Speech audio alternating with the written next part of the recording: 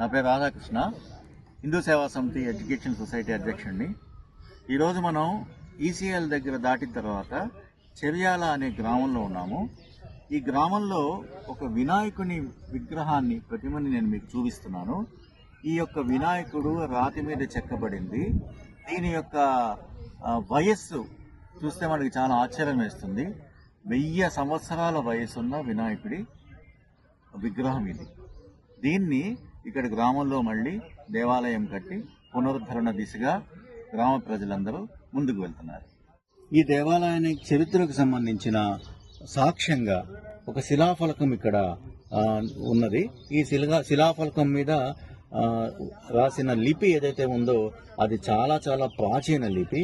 అంటే దీని యొక్క అర్థము గ్రామ ప్రజలు చెప్పిన దాని ప్రకారము, పెద్దలు చెప్పిన దాని ప్రకారము ఈ యొక్క విగ్రహాల యొక్క వయస్సు 1000 నుంచి 1200 సంవత్సరాలు ఉంటుంది అన్నట్టుగా తెలియజేయడం అయింది. ఉన్న హనుమంతుడి యొక్క విగ్రహాన్ని కూడా మనం చూస్తున్నాము. ఈ యొక్క విగ్రహం యొక్క వయస్సు కూడా 1000 సంవత్సరాలు.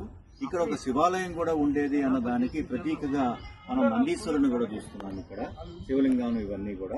సో ఇక్కడ హనుమంతుడి దేవాలయము, అలాగే శివాలయము, వినాయకుడు ఇవన్నీ కూడా ఒకే ప్రాంగణంలో 1000 సంవత్సరాల చరిత్ర కలిగిన దేవాలయం ఇది.